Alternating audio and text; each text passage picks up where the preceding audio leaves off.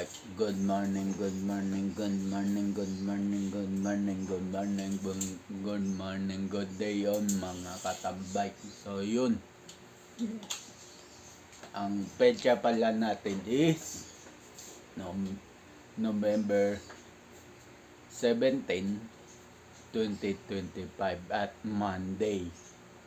Sa oras na 8:45 na ng umaga. So yun, almusal lang muna ako. So yun.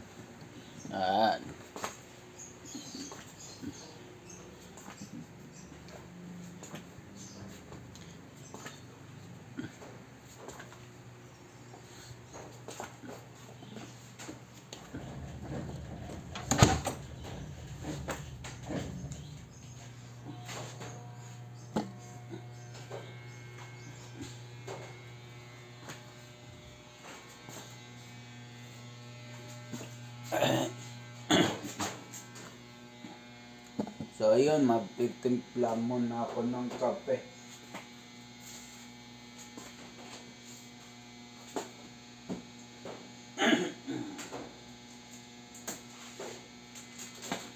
Kung napapansin nyo sa akin, ika akong lumakad. Paggising ko kanina, ang sakit pa ako. Pinahilot ko lang sa nanay ko, kaya medyo nag-cool. Pero may masakit pa rin. Kanina pag-ikot niya, may tumunog.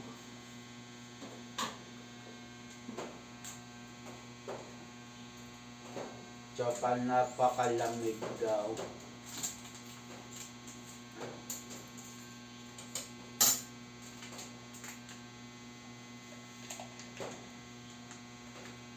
So, yun.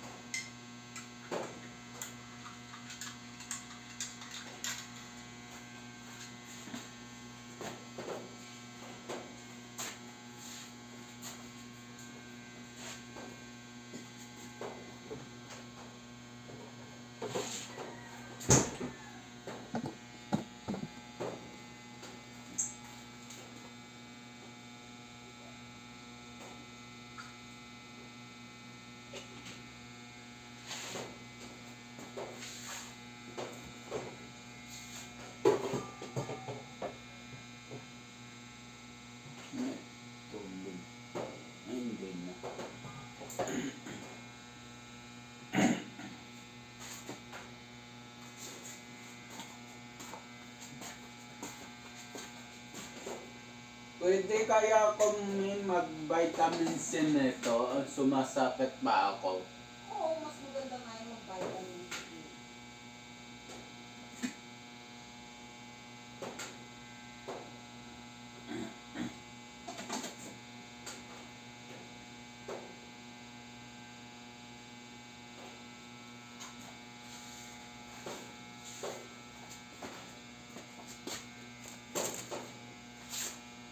Sopa.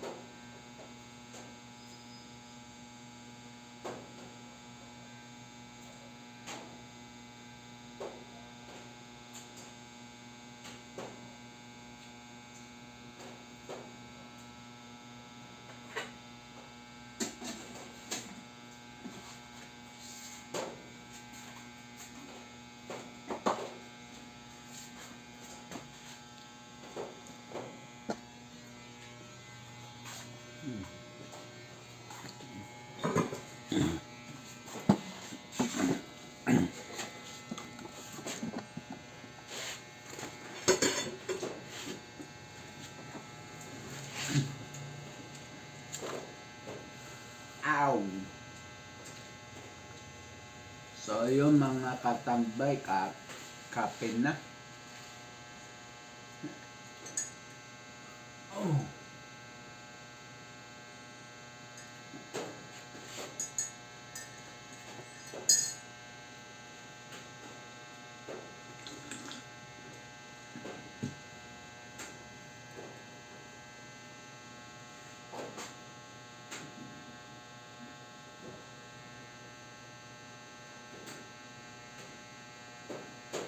Inabot yung charging ni Queen Mi ng 11:16.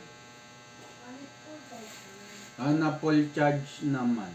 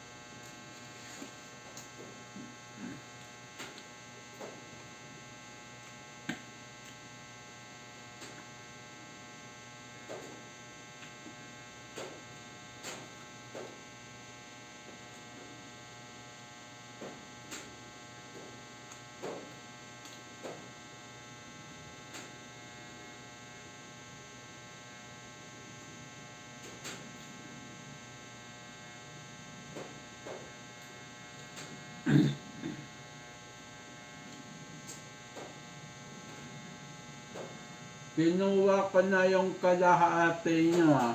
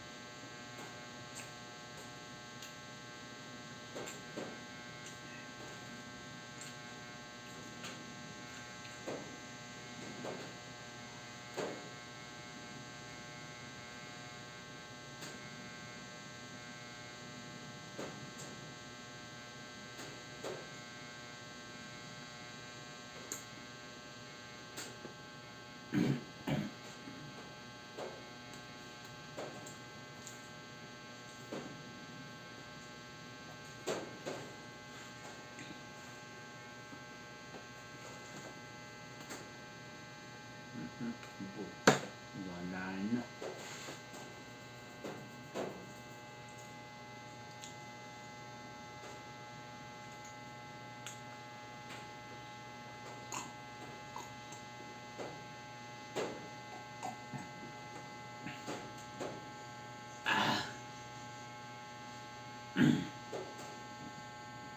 Medyo agahan natin, ma. Kasi bibili pa tayong ng cord eh.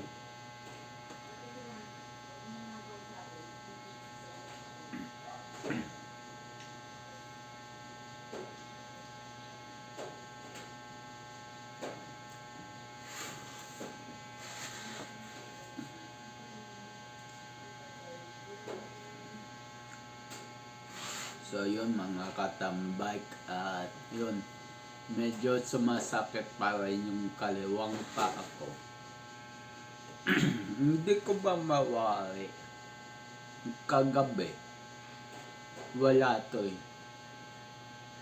Nagkukuya ako yung pangarang ko eh.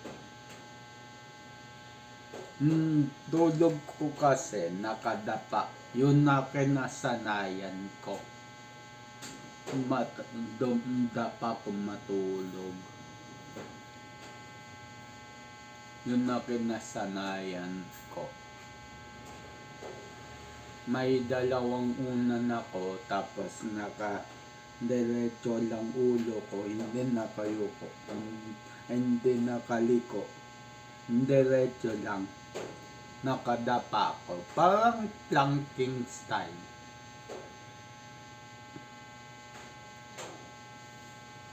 Ganun akong matulog. Yun na kinasanayan ko.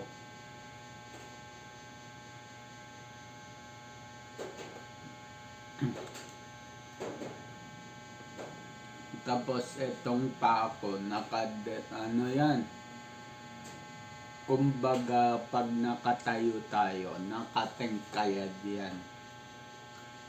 So doon siguro sumakit. Kanina hinilot ng mother ko. Tumunog eh, tapos lumamig ng todo eh. Ako rin naramdaman ko yung lamig.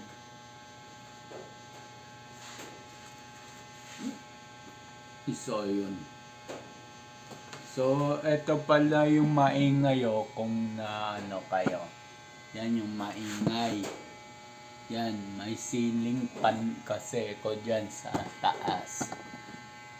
Ito, electric fan ko dati, nasira. Ano yan? Maganda tong electric fan na to. May miss siya na binubuga. Usok na may scent. Nasira. Ayaw gumana. Yung swing na lang gumagana sa kanya, tsaka yung miss. Pero yung ikot ng hélice hindi na gumagana. Ano to eh, electric fan na to, Westinghouse. Ano?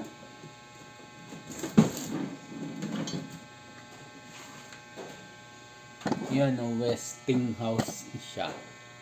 No.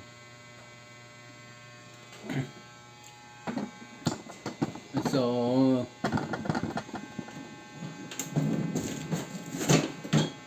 sabi ng unang may-ari nito, galing daw sa Amerika yan. Inuwi lang. Tapos, yun na, nung nagkagulo, binenta daw sa Mangbubote. So, ako nakabili sa Mangbubote. Yung Mangbubote kasi na yun, palakwento yun. Matanda na eh, palakwento. Noon nakatira ko sa Pande, Bulacan, may sumisigaw na bakal bote. So lumabas ako.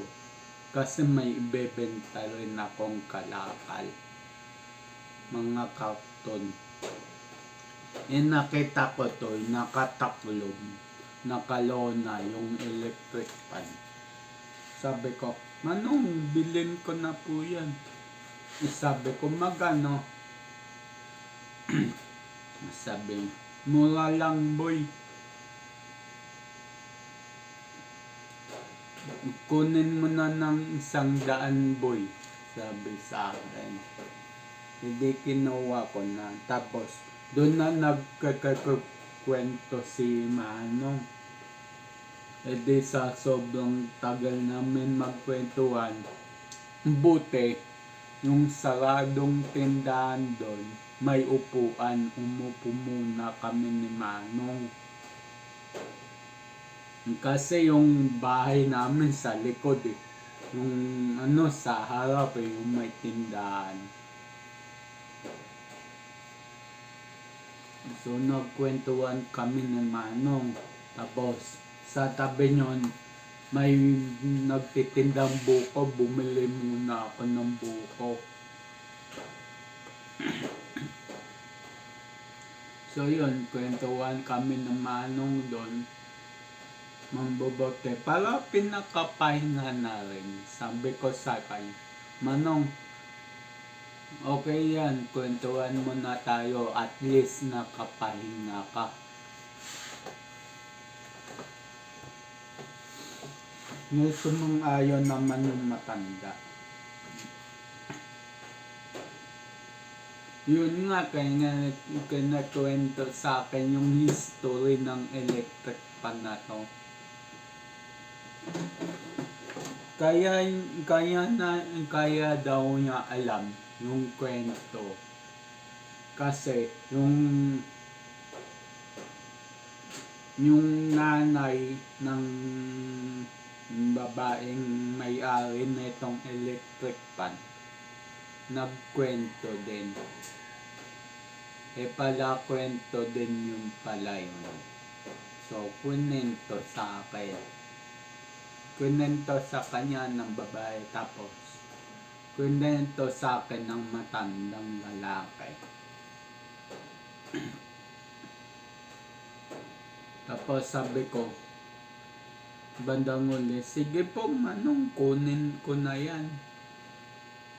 Kinuha ko kahit sabi ni Manong sa akin, may sira yan ha. Sabi ko, okay lang Manong. Tapos nung binibigay ko yung 100, tanggap. Binabalik yung 50 sa akin. Sabi niya, boy, 50 na lang kasi may sira. Ayun, sabi ko, hindi po Manong, sa inyo na po yung sukli.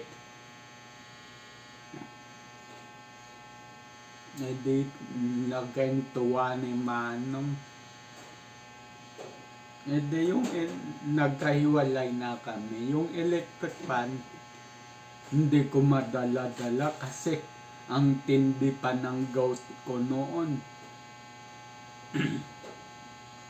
May tungkod lang ako na PVC pipe ng pangtubig.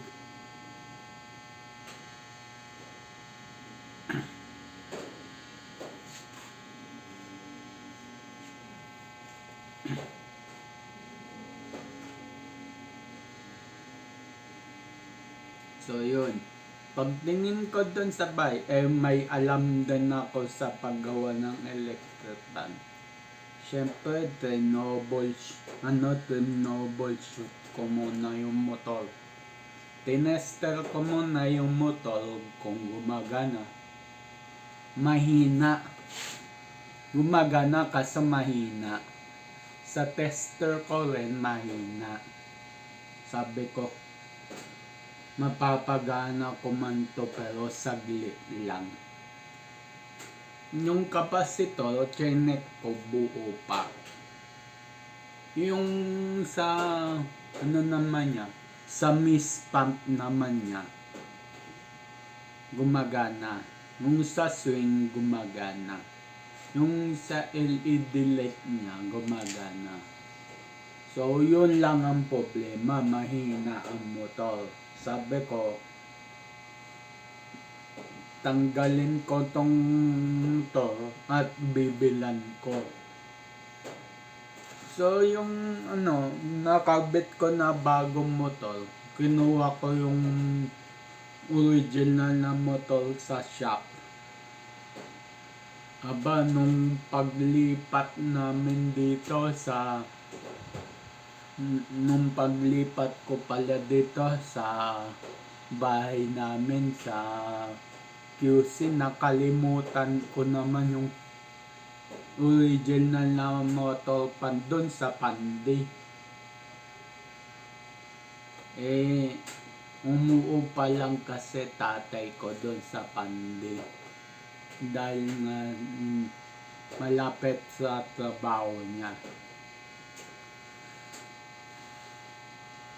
So yun, tinext ko yung tatay ko, sabi ko, patabi yung electric pan motor, yung pinapalitan ko. Sabi kong ganon.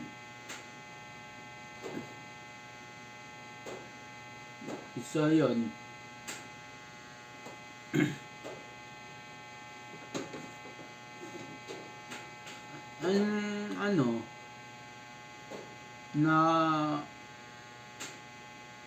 hindi ko na nakuha kasi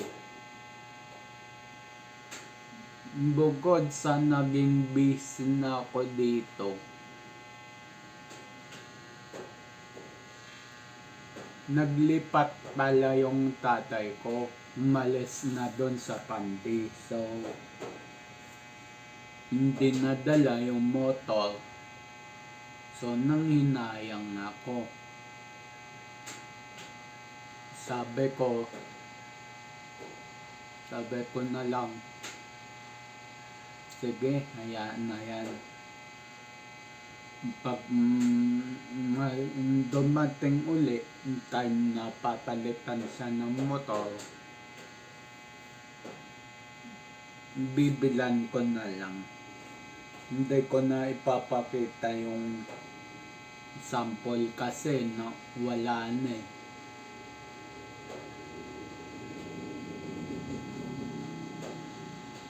So ngayon eto, ayaw na naman umandar. Palagay ko motor ang sira kasi umiikot yung yung swing niya, tapos gumagana lahat bukod lang sa LAC. So capacitor bago.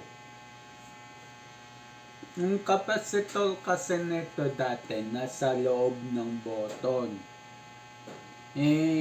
Ang hirap, ang daming tornilyo, kaya ginawa ko, kinat ko na yung capacitor doon. Nilagay ko dito sa gitna, sa madaling buksan. So yun.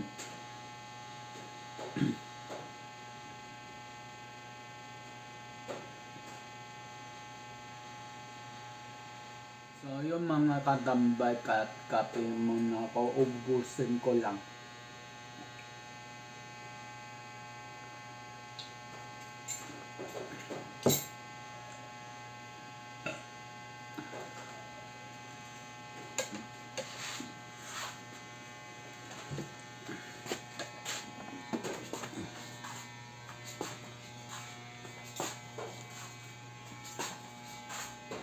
Ayun, nakakalakad na rin ako ng maginawa kahit papano kasi konti na lang yung sakit talaga.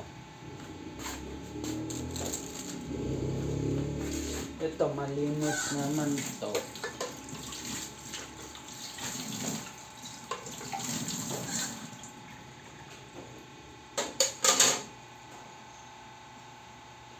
Pala mga katambay, mag-uurong na pala. Konti lang naman to, uurungan ko. Konting-unti.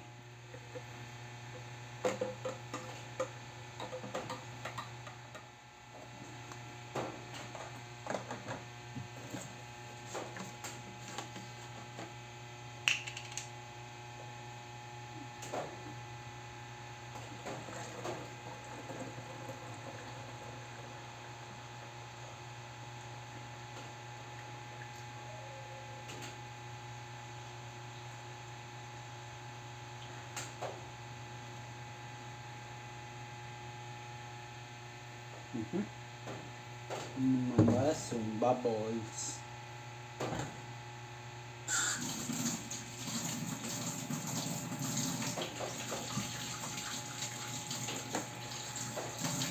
Pero puno na.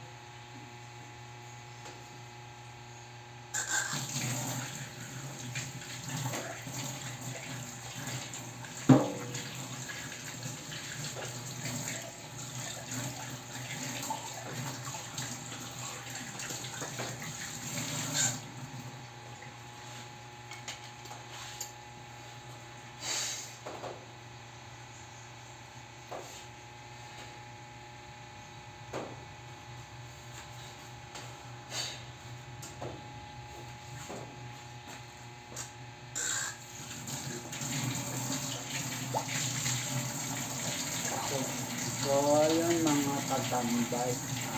Patapos na ako din eh.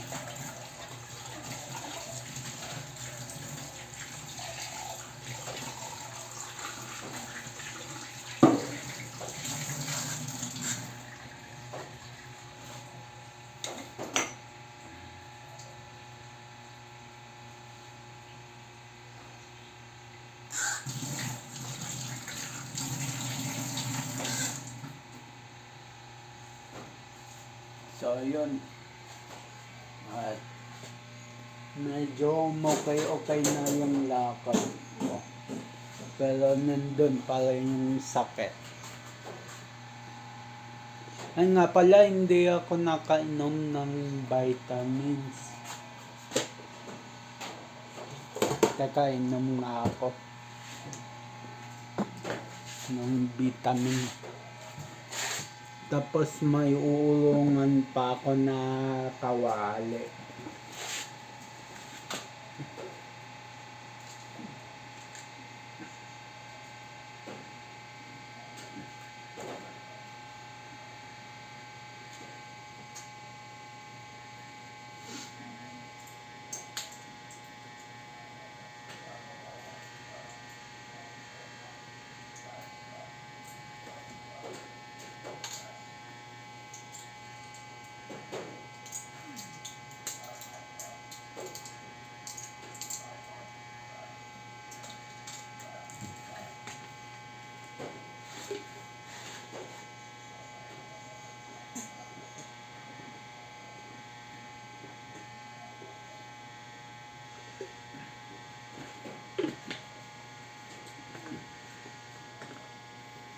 Kaya uminom na ako ng vitamins para sa buto.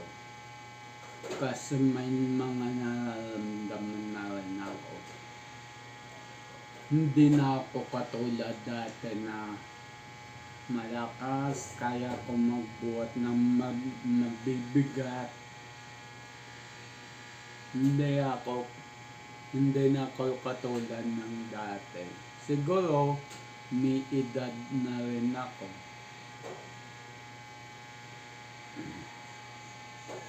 So yun, mag-uulong pa ako ng kaldero.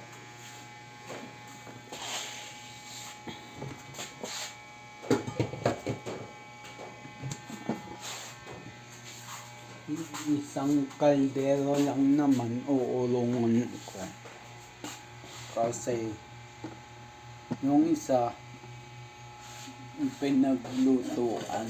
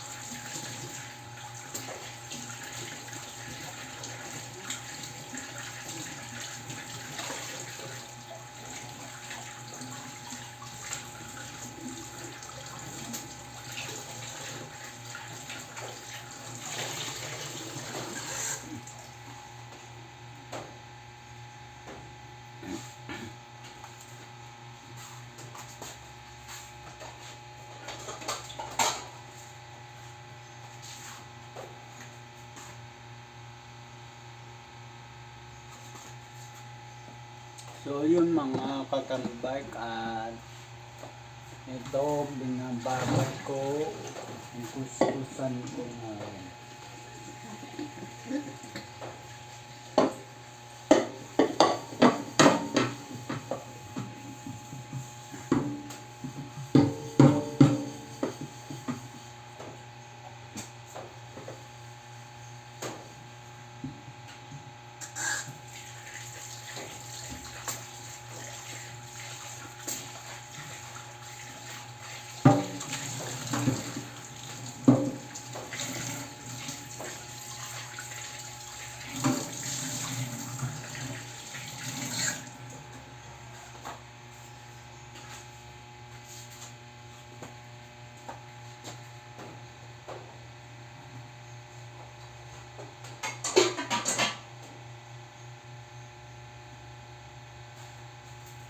So yung mga katambay, tapos na ako mag-ulong.